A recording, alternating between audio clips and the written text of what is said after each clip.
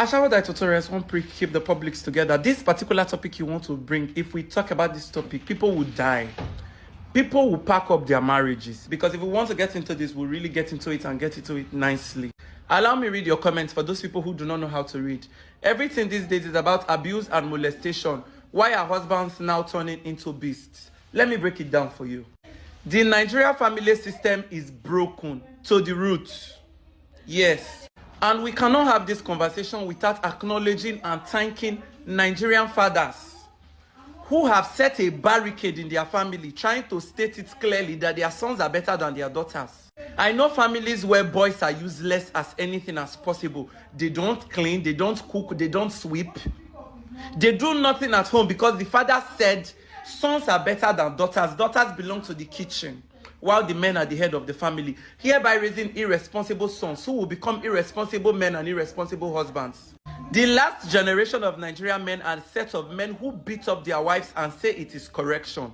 These men literally grow from boyhood, seeing their fathers putting hands on their mothers, and their mothers stayed back in those marriages. So they are now doing it to their wives, and they also expect their wives to stay back and sit in the marriages, because the last generation of Nigerian women were the set that say, I am going to stay with my husband even if he kills me because of my children. This generation of Nigerian women are not ready to be martyrs. They do not want to die to keep the marriage. So when they get to a point they can no longer take it, they leave. We have gotten to a point where men do not want to work, especially men who have wealthy and influential fathers.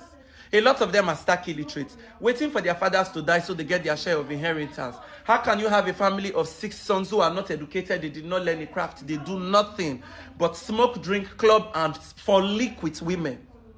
Then you tell me these men, why are they not turning into beasts? They were raised to be beasts. When it comes to family and life in Nigeria, Nigerian men and Nigerian families are always like, raise your daughters to become good wives. The main question is, are Nigerian men being raised to be good husbands? You see a man with a pregnant wife who is ready to deliver today and tomorrow, and the husband cannot help her cook, cannot help her clean, cannot even assist her with household chores, saying women belong to the kitchen. Women are supposed to do household chores. Now we're talking about a woman who's just delivered your baby. You cannot even help her sweep or mop. We see, why do women even have postpartum depression in the first place? You see a woman who just got back from the hospital with a C-section, trying to mop, sweep, and clean in the name of she's married to it. Leave these marriages, but Nigerian women will not hear. For better, for worse, the death do us part. You will die and this man will remarry. Because you people, it's like, Oriye Buru, you people don't understand English. Marriage is for better, for worse, but there are some words you should not bear. Leave. It's the truth. It is the plain truth. If we want to talk about resetting Nigerian marriages, we will fall back to resetting Nigerian children.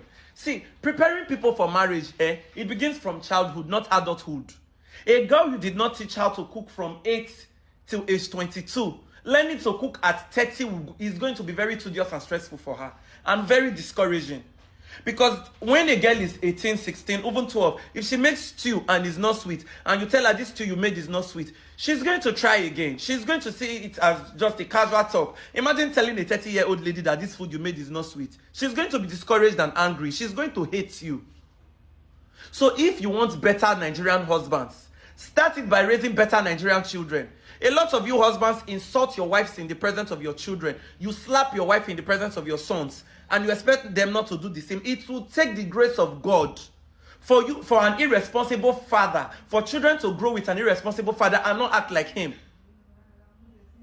So, while we want to talk about why Nigerian husbands, this generation of Nigerian husbands are beasts, we should talk of why beasts are being allowed to raise children in the first place. So with this